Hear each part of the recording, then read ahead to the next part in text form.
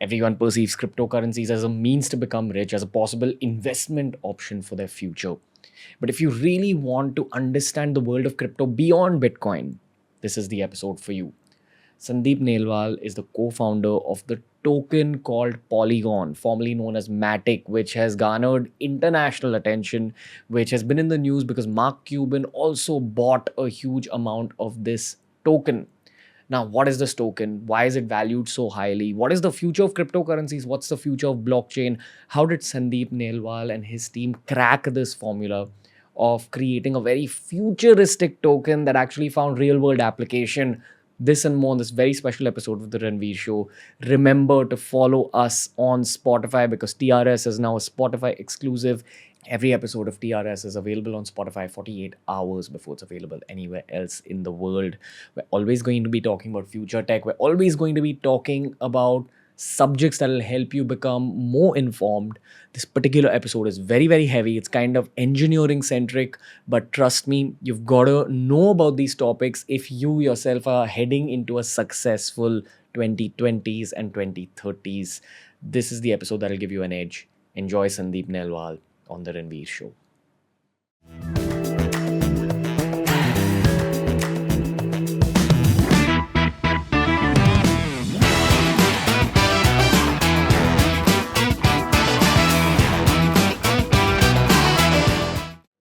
My brother Sandeep, hello. This is another detailed crypto conversation.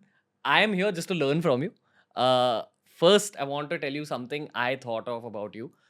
I feel ki the lockdown has been devastating for so many businesses, so many people. Is it fair to say it's been life changing for you? Yes, in a way, yes. Like, So, yeah, life changing. But yeah, I mean, it has been good. I would not say life changing. Life changing was 2019 also, but then, yeah, this was also pretty intense. Yeah. so for people who don't know anything about Polygon or Matic or even Ethereum, how would you explain what you do in the world of crypto? Mm-hmm, mm-hmm. So yeah, I would say that like right now in the world we exist, right, where you are looking at this podcast, for example, you would be watching it on YouTube or whatever channel, right? You are essentially what we call is you are in Web 2, right? Hmm. Web 2 means that where in this is slightly computer science related thing, but it's basically a client server technology where there's a server, you when you say youtube.com, you go to the YouTube, and then YouTube server serves you something with this Hmm. content basically. Web 3 means that like, and first of all, why Web 3? Why Web 3 is because in our date and age, I think right now the institutional trust is on all time low. Hmm. Or agar if you go into the history of humanity, right, so this whole like nation state concept, the concept of institutions is very new means like it will be hardly 150 200 years, which is nothing in our evolution cycle, right? Nothing, not even a second basically, right? So in this particular last 200 years, what has happened is that everything that we do as human beings, the way we collaborate with each other, it's always like especially in the public discourse, it's about an entity versus entity. Like you interact with the bank, you interact with the government, you interact with a company like YouTube, Google, whatever, right? Now Web 3, this is basically, and then when information technology came in, then you started interacting with government servers, you started interacting with YouTube servers, right? This is Web 2.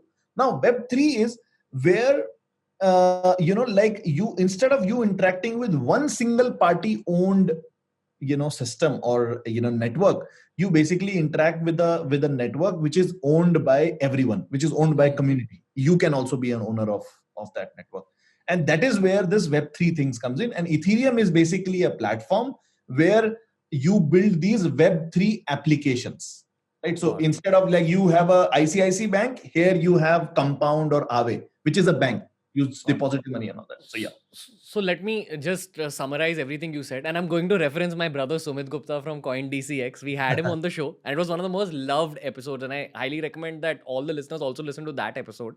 So Sumit Gupta runs CoinDCX. He founded it. It's one of the cleanest crypto exchanges out there. To be able to run a crypto exchange, he also went very deep into crypto right from 2013 or 14. Yeah. And everything I know about crypto is because of him as of now. And I hope that this will be the second conversation. I know it will be the second conversation where I'll learn even more.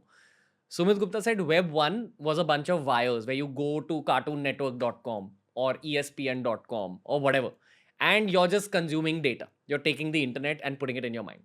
Web 2 was maybe Facebook or High Five or Orkut, where the user goes and says, okay, I want to be a part of this world also. So you put up your photos, you put up your status, etc. But the issue with Web 2 is that a lot of your data goes away. Like Facebook will come to know what you're trying to put up. Orkut will come to know what you're trying to put. They'll get to know you, which is the whole social dilemma movie vagera. And Web 3 is basically just Web 2, but with sort of a mask on, where maybe those websites or those entities, as you spoke about, they don't exactly come to know, okay, who is Sandeep? Who is Ranveer? They don't come to know everything about Sandeep and Ranveer. Like Ranveer loves football and cricket.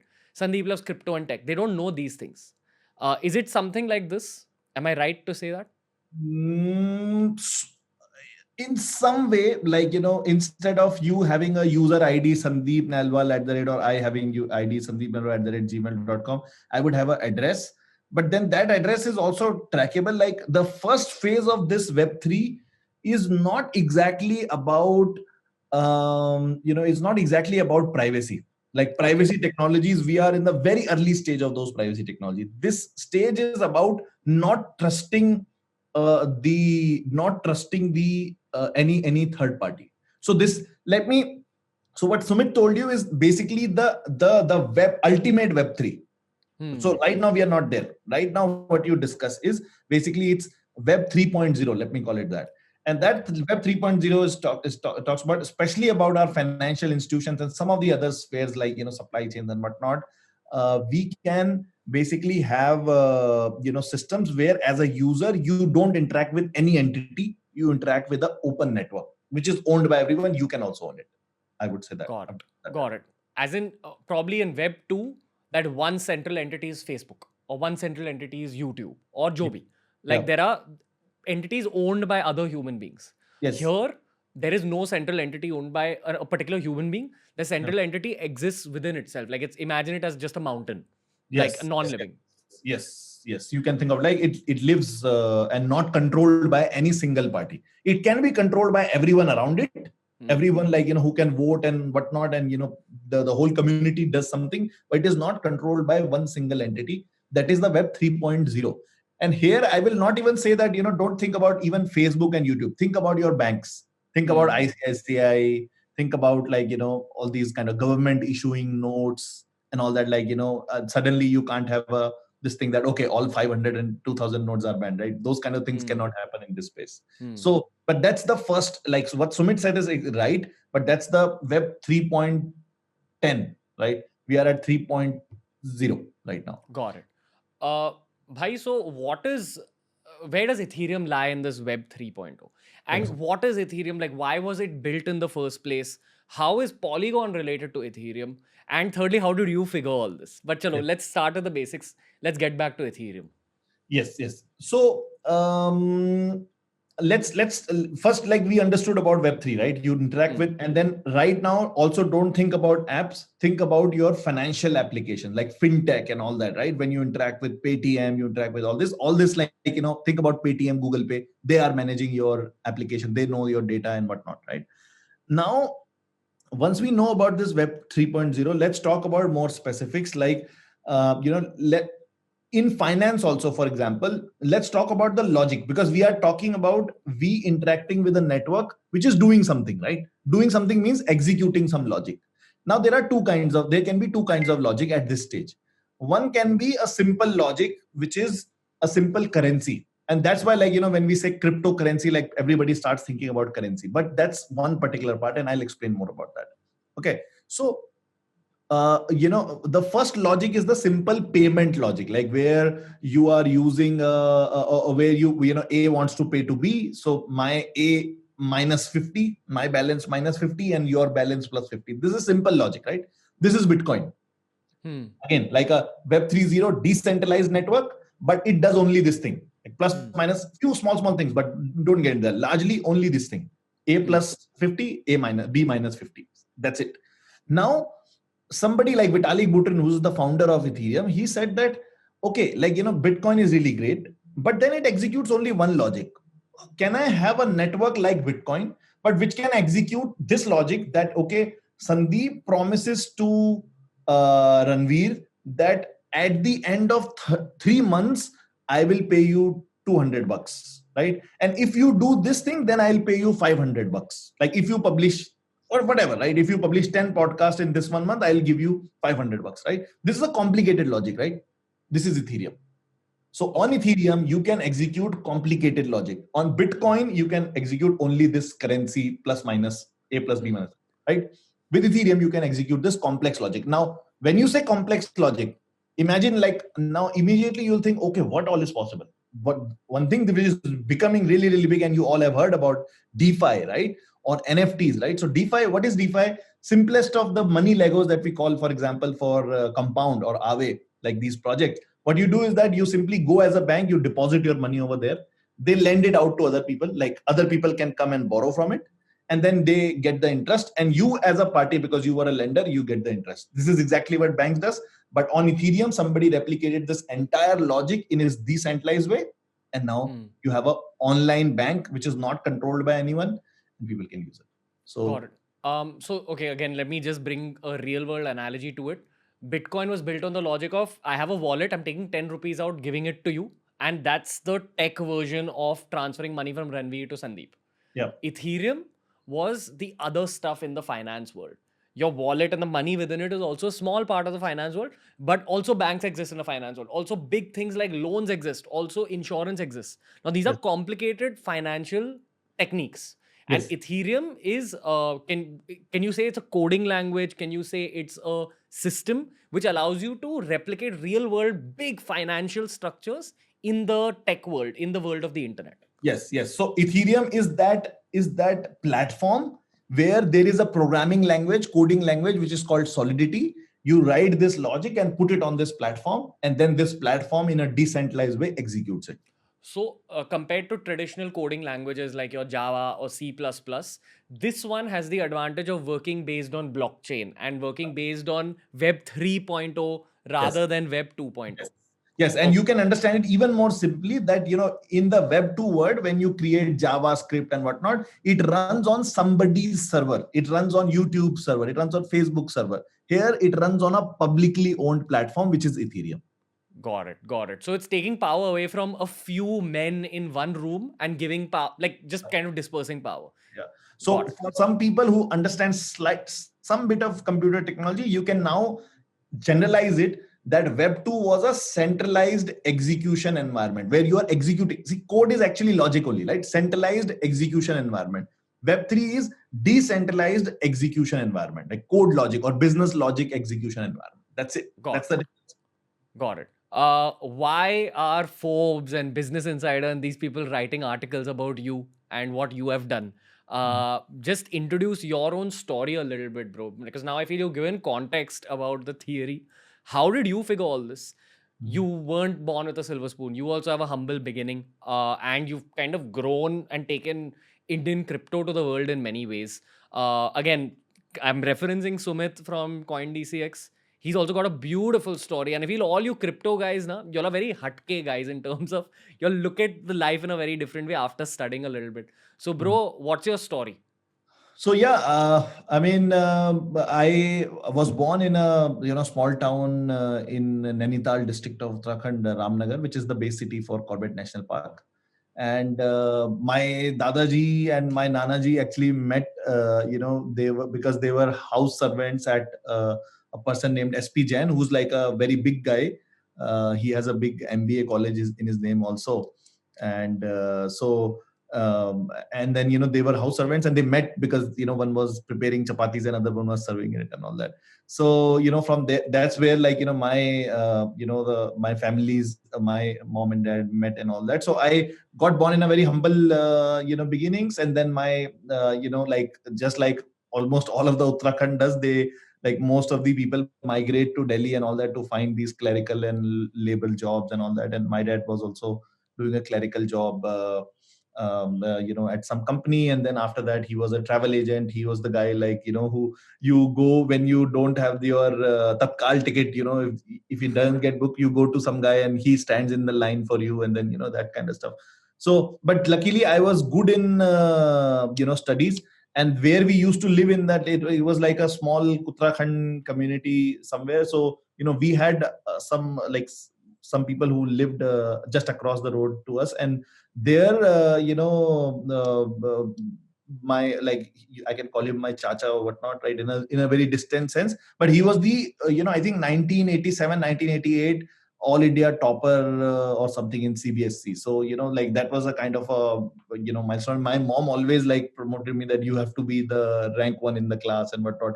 So I think that's where it started. And although till 8th class also, like I was in a school which is like Delhi mein, like we say na 100 gaj ka ghar hota hai, to us ghar ke upar jo wo bana hota hai, to that was kind of this thing. And I think my like 8th class, when I graduated from that class, I think out of 33 people, maybe 4 or 5 made it till 11th or 12th class. So that kind of school, you can say.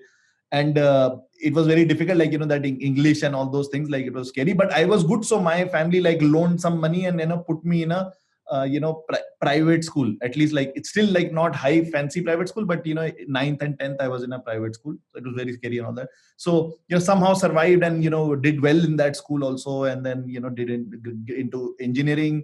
So I did not also have like all these coachings and whatnot. Like, in fact, I was taking tuition since my 9th class and all that.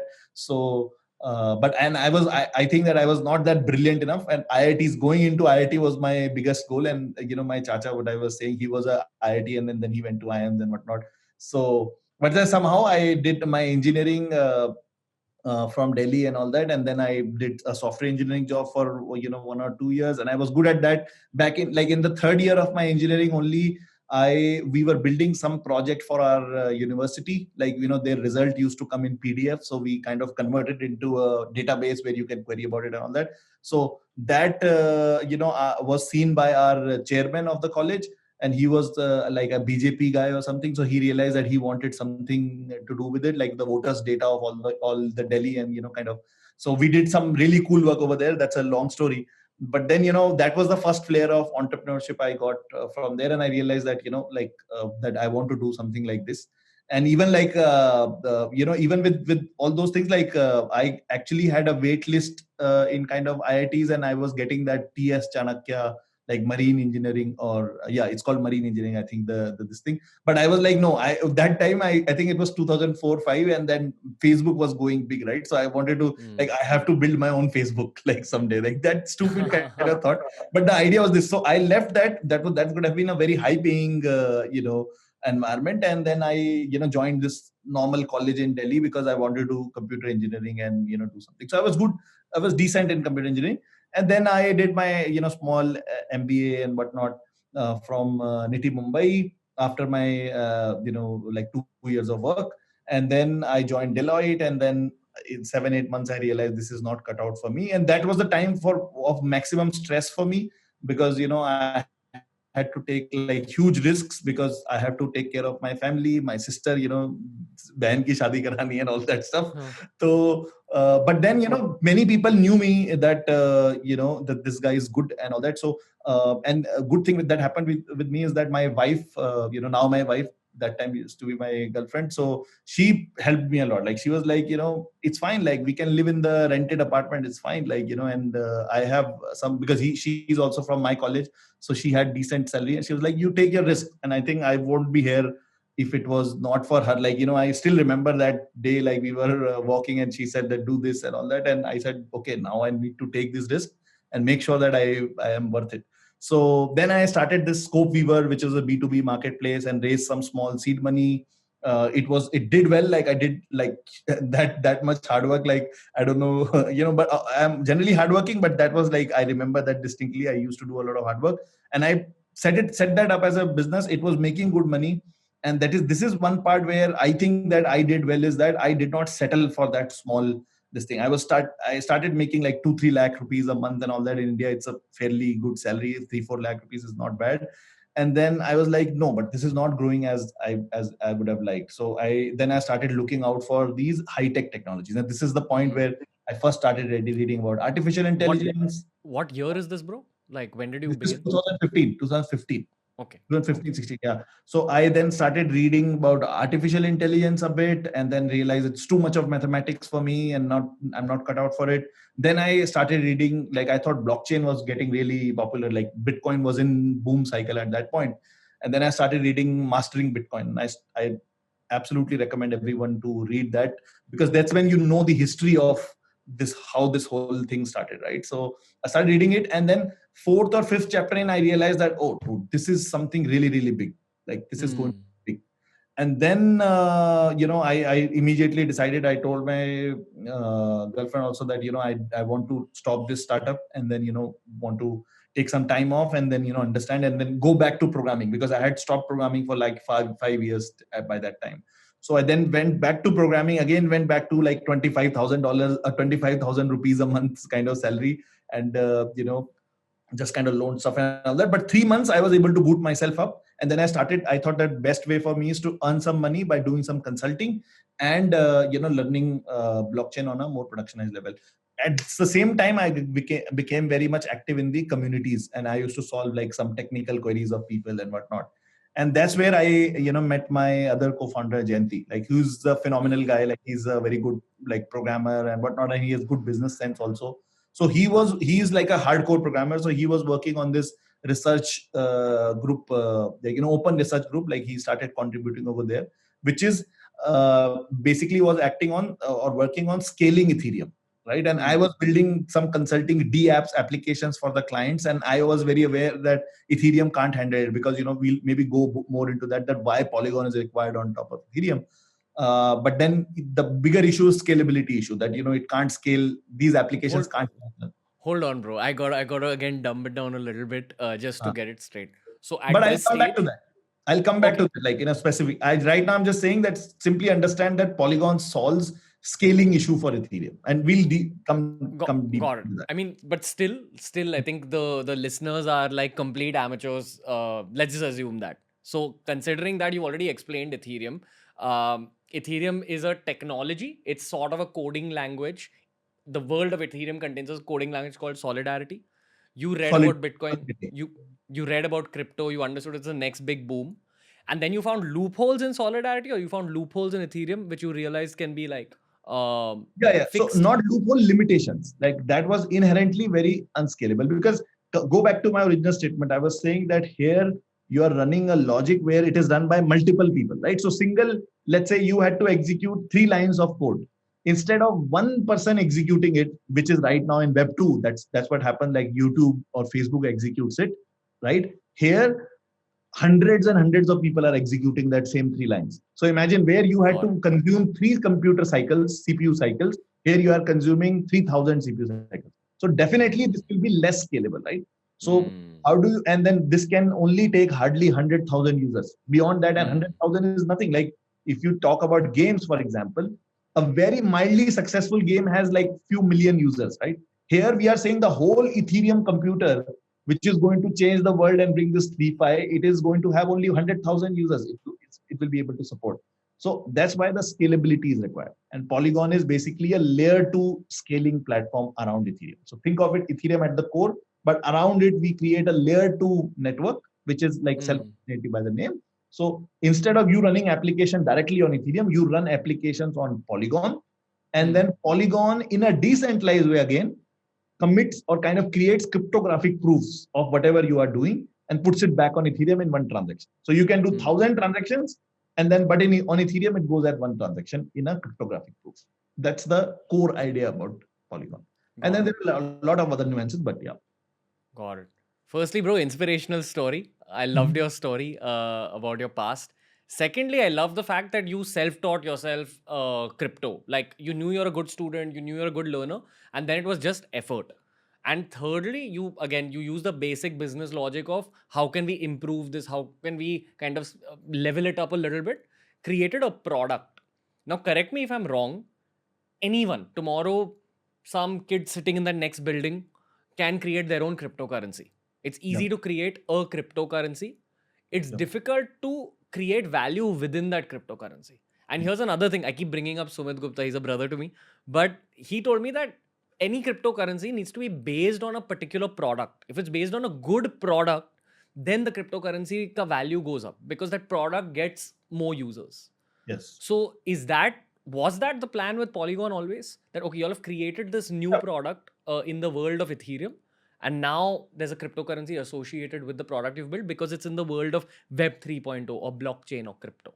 Yeah. So yeah, I mean, largely that's the right statement. That so actually we are not even creating the currency. So when you are using Ethereum, right, we are talking about this multiple parties running this network, right? There has to be a way between them to coordinate in a way which goes in the direction of progressing the network. That means calculate correctly, do right things, right.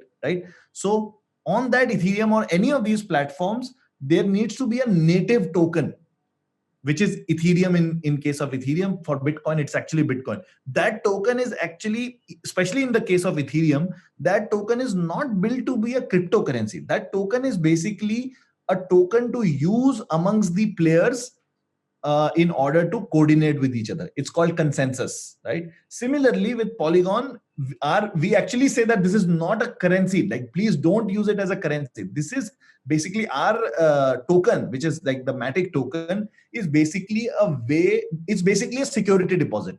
So you put your security deposit and you become a validator in this Polygon network, right? And when you become a validator, then you get to earn the fees from the people who are doing the transactions on the network, right? So how the value of the Polygon grows, because if a large number of people are doing value transactions on this network and there is a fees being generated, a lot of people would want to become validators in this, and they have to stake MATIC token, right, as a security deposit. And that's what gives the demand for the token. Like right now, for example, I can create a Sandeep token, but what is the demand for it? Where is it going to be used? Here, what Sumit is trying to explain you, he explained it on a very high level, but in the deeper level, it is basically that token needs to be used somewhere in the product, which creates it, gets it the demand. Now, currency has been a very, very, in fact, like almost impossible kind of use case for any crypto to accrue value. Only Bitcoin is the currency which acts as a currency in some form, although even now it is also not acting as a currency. It's a store of value. It's like gold. It's not your money. But then it's very hard for any currency. Anybody who's saying that, okay, I have a platform and my currency, my token is used as a currency in playing games or whatever platform I have, never use that currency, never buy that currency, because that currency will never have enough value, right?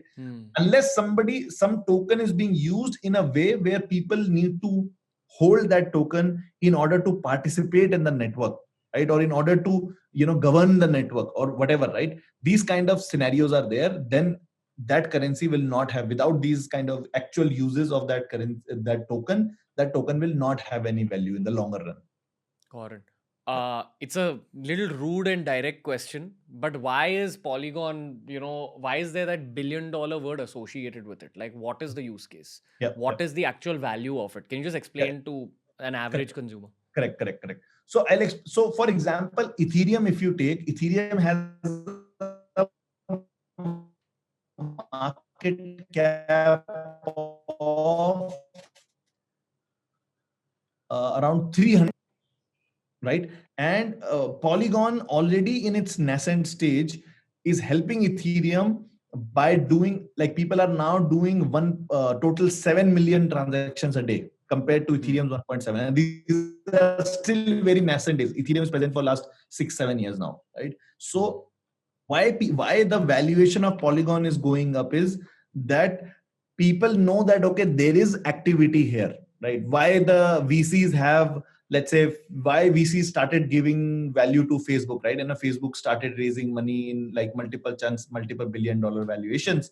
The reason for that is that people saw that, okay, there are users, right? And then these users are going to convert into some sort of business models and whatnot. In our scenario, the business model is very clear, that these users are going to do these transactions over here, and those transactions can generate gas fees. We call it gas fees, and that will be used like that will be used to incentivize the people who are running the network. So more and more people, the more and more transactions keep going up, it means the network as a whole is generating more revenue, and the people who are the shareholders of the token, it's not shareholders but the token holders who participate in running the network, they get to make larger amount of fees, right? That is exactly how a normal company also works. Like if when their revenues keep growing up, their overall equity, the cost of or the price of their equity goes up. Here it's basically a governance token, the number goes up. So that's why, because in the last 6 to 8 months we have been working for last 2 3 years, and then in the last 6 months that kind of adoption has kind of exploded heavily into the space.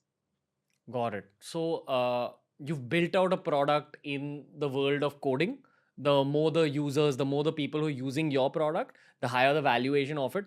Therefore, the value of MATIC also goes up. The value of your company also goes up, and that's what like basically the narrative is. Actually, this is also something which many people don't understand. But then there is no company as MATIC, right? There is basically, once we build the network and now it's out there in the open, even we don't control it as people, right? Like we are now out of 100 nodes, we have 3 nodes now, 3 or 4 nodes. 96 nodes are run by the people, and they can anytime, like I can't go and say that, hey, let's improve this parameter or increase this parameter to, or the gas limit, let's say to 100, this thing. Like nobody will accept that, because other people have also that is the power of decentralization. Even if we created it, I can't go and impose any decision on the network.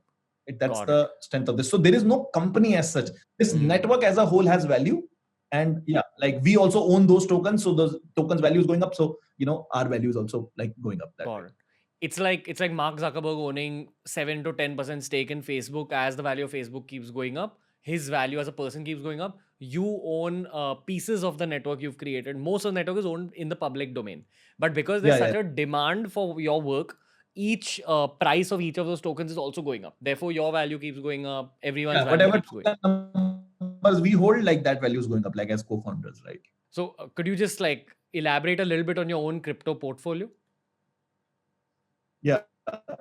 So the crypto portfolio, I mean, first of all, if you don't understand the industry that much, don't go beyond the blue chip cryptos, right? I mean, otherwise, for the short run, you will see your money growing because you got into some sort of Dogecoin or whatnot, and you made a lot of money. But then eventually, it is going to come down, and you will never know when it is going to come down, right? You are just gambling.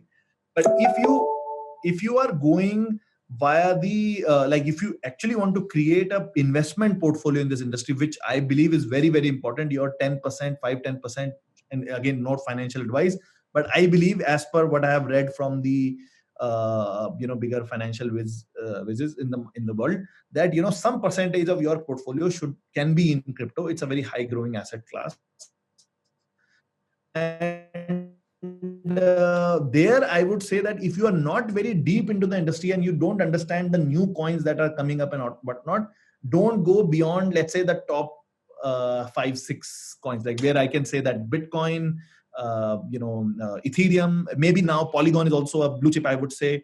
Aave is a very good project. Compound is a good project, and Chainlink is a good project. Who else? Like there are many like good projects, maybe 5-10. I will have to maybe open the list for you. Like 0x protocol is good. They are doing good stuff and all that. Like maybe I should, like, if you want to give like neutrally 5-6 names or 10 names, then let me open the coin market cap. And Polkadot is a decent project people feel. Then Uniswap, again, one of the best projects in the space.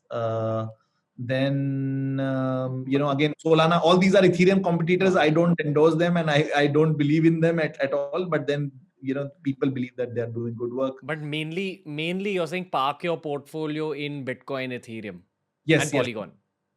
In bigger projects which are very well known and have decent teams with them. Otherwise, this industry is full of scams. Like, assume that 90% of the token names that you are hearing are scams. Assume, right? And Polygon also, 6 months back or 8 months back, if somebody in their well intention would be recommended to you, he will also say that consider Polygon also as a scam. Like till the time a project proves the usage in terms of the users, consider it scam, right? So Whatever project. what was that moment for Polygon? Like what kind, like in When, layman's terms, can you explain the moment? when we crossed, so again, this is a platform, right? When we crossed 100 applications which were built on top of Polygon, right? Okay. When we Got now it. today we are like 400, 500 applications are built on Polygon, right? So that was the Wow. time where you can actually see people using Polygon, like where you can use Polygon for doing something. Got it. For example, Uniswap, when you use Uniswap to actually swap your tokens between something, it's an exchange, right? A decentralized exchange. Then you know that, okay, there is some use of this token, and then do more research. We call it DYOR, do your own research. So do your own research, and then, but if you can't do it, don't go beyond these 6-7 tokens that we spoke about just now. So, bro, there's two burning questions that every crypto enthusiast in India has right now. One, we're seeing this current kind of fall in the valuation of Bitcoin, Ethereum. People's portfolio values have gone down. Why has it happened? When can we expect a sort of bounce back? What do you have to say to the Indian crypto community? Yes. So, why you all guys are having this problem is that because you all, you came into the market when the market was going like just like vertical, right? And all of you guys entered somewhere here, right? Maybe in those kind of smaller scenarios, you made 20-30% profits, but then eventually this is like, parabolic uptick, right? So always also, like when you are trying to time the market, always see that, are you chasing green candles, right? Somebody, oh no, this is going up, this will go. Like there is a limit to everything, right? Now, Polygon cannot also become like a $1 trillion and keep going up and all that, right? There is some level of fundamentals in this, and when the fundamentals versus the fundamental value versus the market value is too much incoherent, with each other, then there is going to be this kind of crash. And I think anybody who is experienced in this market doesn't believe that we are in a bear market right now, and we all believe that this is a healthy correction in the market, because otherwise, like, if you keep going up and then it becomes like a whole scam industry, it falls out like this, and governments ban it because it's some sort of casino or whatever, right? This is a very healthy correction, and right now I would say in the next 2 to 3 months, if you are now entering into the market, like, and you break down your entry into the market, we call it staggered entry or staggered exit, like, buy 10% maybe every week, 5% every week, and plan your entry in over the next 20 weeks, or not 20 weeks, sorry, the next, like, maybe 12 weeks or something, right? So, and you'll be able to get in at a good price. Last time the people who joined in, they chased richness, like, oh, I got rich and this and that, right? That you were simply playing a casino game, and somebody who was smart, who simply cashed out at right time, he got saved. Nobody who didn't cash out, all but.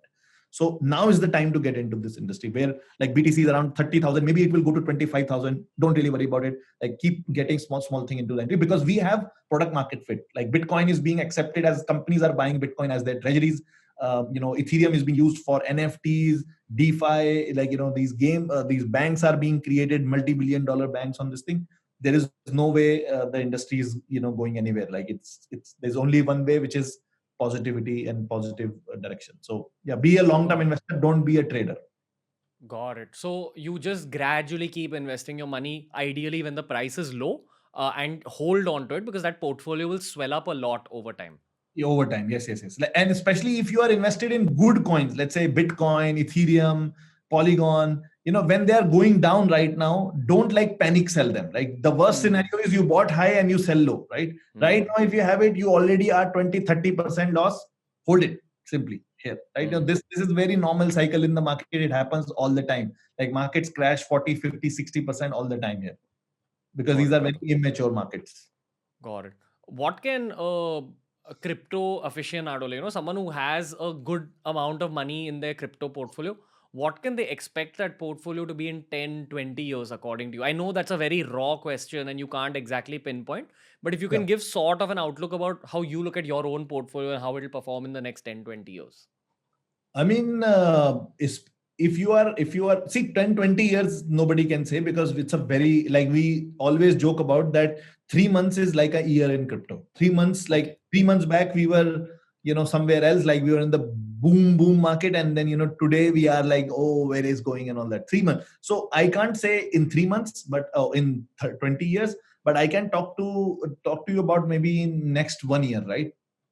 1 year, my prediction would be that we would be back to, like, before 1 year, we should be back to the previous highs where Bitcoin and everything else was.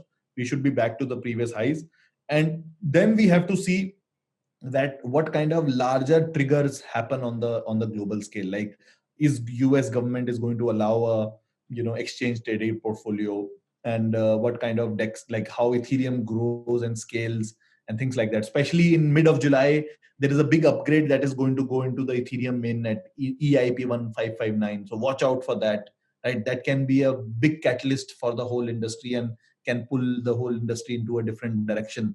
And yeah, like we Ethereum believers, we believe that Ethereum will eventually outpace Bitcoin also, because it's Wow. actually have usage. So we strongly believe in Ethereum and the cause of Ethereum overall. So yeah, so Beautiful. I mean, I would say that in 1 year, like wherever these markets were and whichever point you entered, like the markets will be back to their previous highs. If Got it. nothing else. Bro, and how do you, because now I feel you've become sort of one of the poster boys along with A. Sumit Gupta from CoinD6. You're also one of the poster boys of crypto in India. So, what do you think the Indian government is going to do with respect to crypto going forward? Like, are there going to be better regulations? What should we watch out for? What is happening? I think for me, the crypto has become too big to ban in India right now. And then the way the things are moving globally, Indian government also understands that they can't simply go and outright ban it, right? That is not sustainable at all. So I feel that eventually, government will come up with regulations which will be positive, which will help the overall industry grow. In the short term, there can be some pains, there can be some knee jerk reactions, but eventually, like we have intelligent enough people who will understand that we'll simply lag behind this whole industry if we don't do if we act like rashly. So hopefully, like government will come up with positive regulation. They will make it harder, but not ban it. They'll make it harder for you to hold. The reporting requirements will be very high and whatnot, but which is fine, right? If you're getting into a new industry, it's fine to go through those things. So reporting requirement and all those will come up, but I don't believe that there will be a ban. And like, yeah, I mean, like Sumit, for example, is more on the exchanges side, right? Like getting people to come on board and kind of be able to get into the ecosystem. So basically, Sumit and CoinD6, they are the gateways of people to get into this market. Whereas we are more on the technical side. Like we are so far for us, the customers are developers. If they Got are it. able to build, if they want, like we promote them to build their applications in Web3. Think about new design patterns and whatnot. So I think, like, especially from our side, like I know Sumit's and their journey is much more difficult than us because they're directly interfacing with the customers in India, whereas we are more of a technology platform which is not even based in India. To be honest, it's now a global platform, and our focus is to build the technology workforce of India, which I think government should be fine, hopefully. Got it. So basically, they are the B2C crypto product. You're a B2B crypto product in some ways, in some form. Yeah. Also, before we move into the Twitterverse section, I have one historical analogy. So, if you study the history of Asian countries in the last 300 years, uh, two kind of big empires strike out. Okay. So, before the British actually took over India, we used to kind of be responsible for 30 or 30, I think it was 31% of the global GDP. It was just Indian subcontinent, India, Pakistan, Sri Lanka, Bangladesh. Okay. And then after the British left, we were at only 3% of global GDP as a unit. So British looted us. So the actual question is why? How were they able to loot us? They took advantage of two things. One, this divide and rule mentality, divide and conquer mentality. Like all of us used to keep fighting with each other. Therefore, foreigners came, they took over. We need to stick together as a unit. And this is something that didn't happen in Japan, which was also a bunch of kingdoms, but they got united as one country, were able to prevent invasion. Okay. The second thing I'd really like to highlight is that if you actually study the history of Japanese samurai, they started using guns as well. They started using Western technology, which wasn't as quickly adopted in India. That's why we lost a lot of the key battles, the key wars. Uh, Crypto is a version of history again, where the rest of the world is adopting guns, and we can't be in our own I hate you, you hate me, I am against you, you are against me. We need to see that the rest of the world is starting to use guns and start adopting it in India as well, in order to prevent another drop in global GDP, which people are understanding slowly, I think, especially urban youth in this country is starting to adopt crypto for that same reason. Do you agree? Is that a some Yeah, analogy that's that? a very good analogy. That's a very good analogy that, it's very simple. Like if we don't catch this bus, we'll be left behind, and then we'll again act as laggards that we do in most of the other, avenues. And Yeah, China that's is the like going absolutely crazy on this. Like, they are now setting up their own digital yuan and whatnot, right? So yeah. that's the purpose of history in many ways, that you study it, you understand what we did wrong, and you try preventing that from happening again.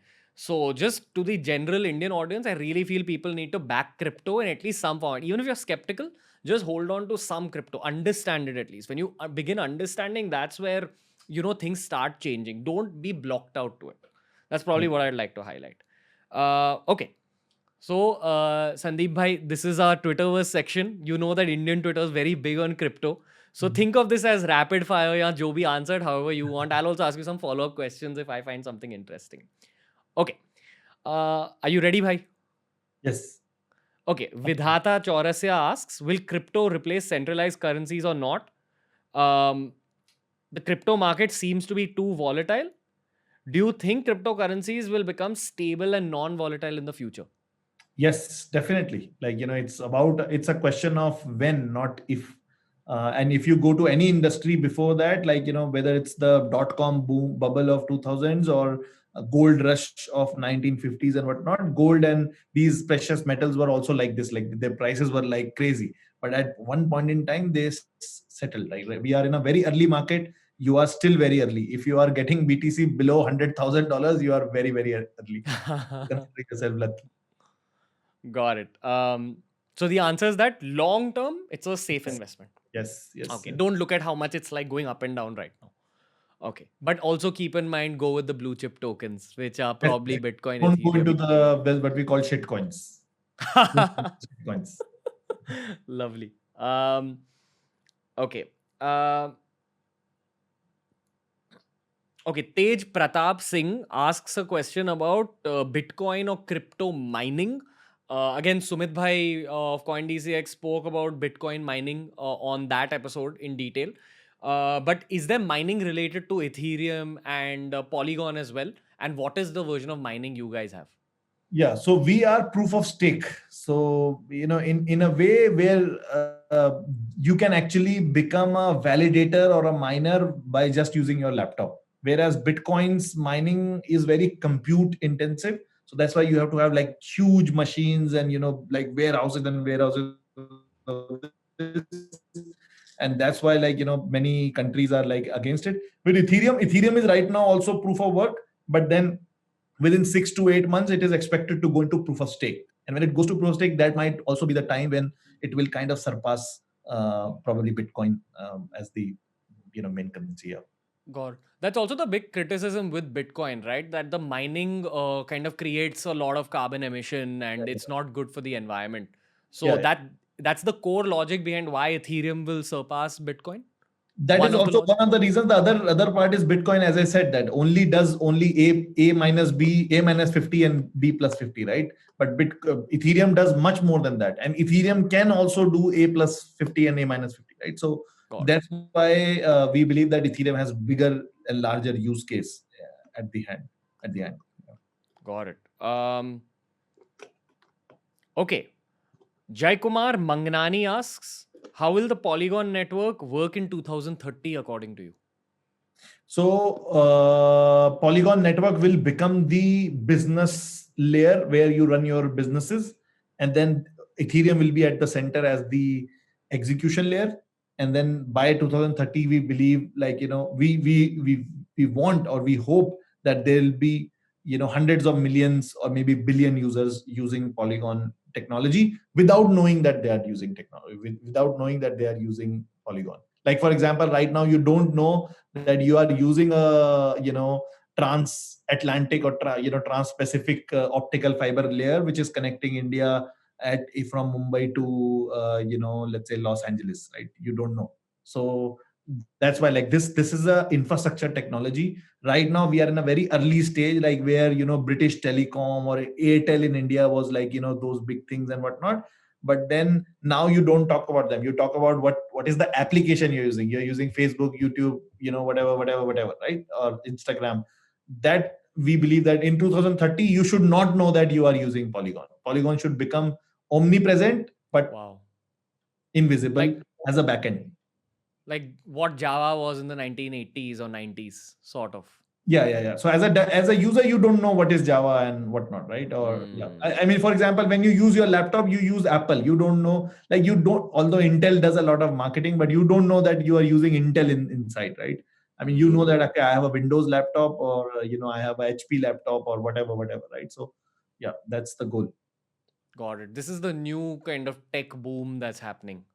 In the same way that many people wouldn't have understood what Bill Gates is doing in the 80s or 70s, people Yeah. may not understand what's happening now. But by the 2030s or 40s, people are going to be like, oh, okay, this is Yeah. the So logic. basically, you are using cloud right now, right? So you are for many of the things we are using Amazon Web Service, Google Cloud, Microsoft Azure, and some proprietary data centers. You don't know that you are using Amazon Web Service, right?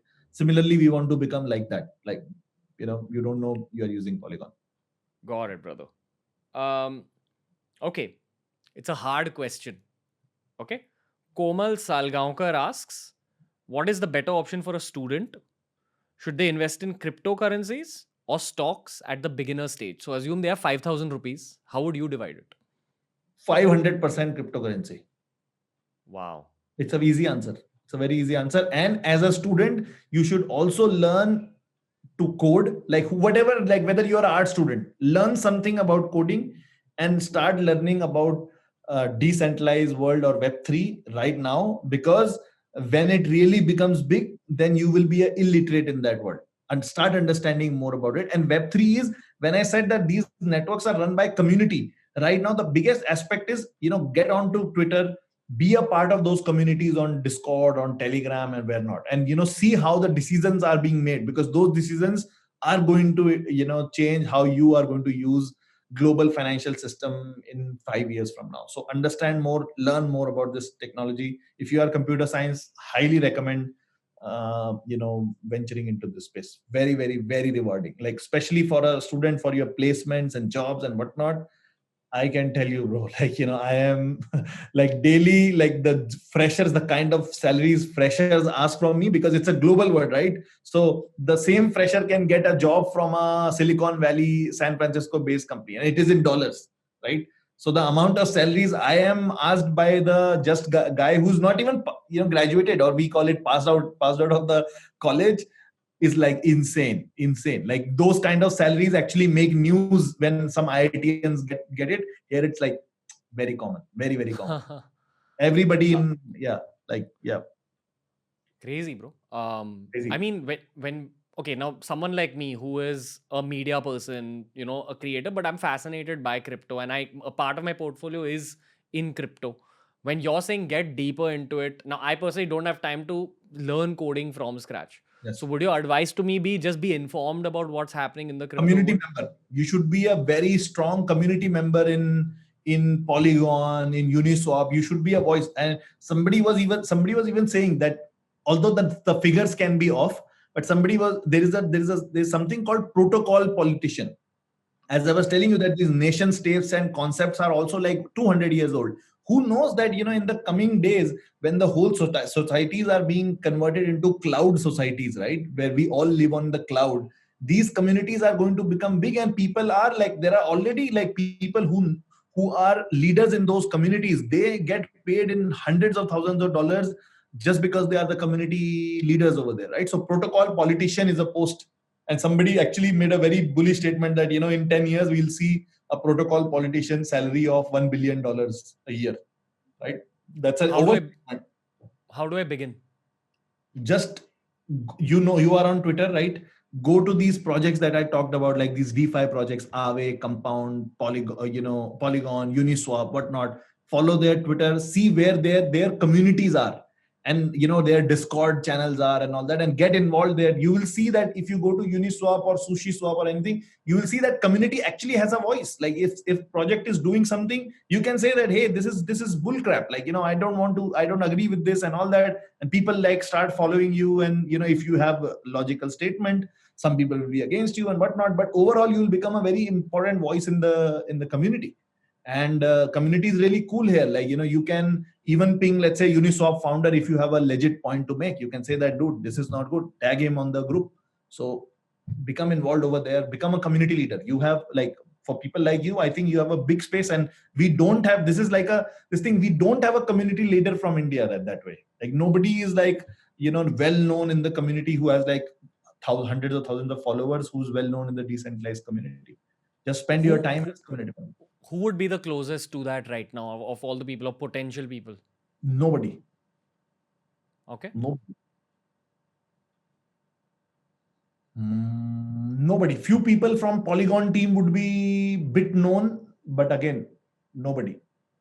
I don't see anybody from India that you're saying a mainstream YouTuber influencer can actually become that just by understanding and having opinions? For sure. Wow. For sure. There are some people, although, like, if as a YouTuber you don't go, like, because many of these YouTubers have become like a shill machines, right? So they take money from the project and then talk big about that project, and that price shoots up and whatnot, right? Because everybody starts buying it, and that becomes and eventually they lose reputation. So right now nobody really this thing. But if the way you are working, if you don't make any price predictions on any project and maintain a very clean image, for example, Finematics is a guy, it's a channel you should follow, like, very good to understand and all that. So he makes sure that he's credibly neutral, right? So if you maintain credible neutrality, then as a YouTuber also you can become big over there. In fact, it's much easier for you to become bigger over there. But you have to choose your side, like, maybe become one or two projects, become closer in that, and then maybe you are talking about that project only because, and you are publicly stated that, I am invested in this project and I am big follower of this project and I want to talk about it. You can become a really big guy over there. I mean, I can tell you, I know a lot of people who were like bartenders or, like, not like very menial kind of jobs and whatnot. And they got involved into community, invested in something, became a bit, got some money, left their jobs, and then eventually became very big people in the community. And now they are like, they have hundreds of thousands of dollars in their name, sort of, as community members. In time, at times, project reward them. That, okay, this guy is a community follower, he'll help us build the community. They reward them that, okay, we are giving honorary tokens to you. Sandeep bhai, I met you first in a Twitter Spaces session with Vijay Shekhar Sharma, and I remember it was a Bakchodi based session. We were just talking rubbish. Everyone was talking rubbish. What were you trying to tell VSS? Like, what was in your mind, and what would you have liked to convey? I would like to convey to him that, get Paytm into crypto in some form. In a positive manner. He has a big multi-billion-dollar company to run, maybe a separate division of it, but do something where you introduce crypto, not crypto in the crypto sense, like everybody is cryptocurrency. That's the biggest unfortunate discourse in India, that crypto is currency. Don't get into the currency part, but as a fintech, like fintech 3.0, right, or fintech 2.0 kind of narrative, and then get into it. Arjun Sharma _ Arjun20. What do you think about celebs and billionaires like Elon Musk influencing the prices of these coins? Is it a healthy price correction or done as a selfish motive? No, with Elon, see, I'm a big fan of Elon. He's doing some really great work. But with crypto, I think he went overboard, like, without understanding that much, because crypto is not like you just understand the technology. And I generally keep saying that it is actually not only a technology. It's basically a paradigm how human beings interact and work with each other. And I think that part he did not understand and went too deep into one particular thing, like Dogecoin, and then with Bitcoin and whatnot, and kind of burnt his reputation a bit, I think, right? So it's not good. It's not good the way he kind of did. But hopefully now he's understanding that part, and like, now of late he's like slightly aloof from it. So Sandeep bhai, thank you. This was very enlightening for me. On a personal level, learned a lot about crypto even further. I think the conversation I had with CoinDCX and so many, because it was a very base level B2C conversation, and you exposed me to the whole B2B side of things, how the world of software and coding is looking at blockchain crypto. And just I wish you all the luck in the world. More than anything, because I'm also a patriotic person. I love that you're taking India out to the world, brother. So keep going, and I'm definitely cheering for you, as is the whole Indian crypto community, and I'm sure more Indians will keep backing you as you keep going forward. So keep going, bro. Thank That's you. all I have to say. Thank you so much for having me here. And then this taking India to the, making a superpower in this space is like one question I asked when I really, like when I started, it was a really bad situation here. Like, nobody was really, believed in us and nobody was working on it. Government was against it. I always thought that we are a software superpower and we have to become a blockchain superpower also. And let's do whatever it needs to reach there. And that's my larger goal also. So thanks a lot for having me here. And yeah, keep rocking. No, cheers, brother. Looking forward to having you on the show again after you've accomplished even more, probably in that 2030, till that 2030 time period. And I'm hoping that 2030 happens to you in 2024 or 25 itself. ठीक है? Awesome. God bless you, bro. Thank you so much. So that was the highly informative episode all about Polygon. I hope you enjoyed it. Speaking to Sandeep Bhai kind of invigorated the engineer inside me. I'm looking forward to learning a lot more about blockchain, about the future of the technology world, and of course about crypto.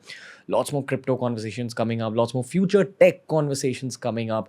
Tell us on our social media and in the comment section about which other tech personalities you would like to see featured on the show. And make sure you follow the Ranveer Show on Spotify. Every episode's available on Spotify 48 hours before it's available anywhere else in the world. Keep following TRS for all these lovely episodes that I hope equip you for the next 2 or 3 decades. Thank you. Namaste, everyone.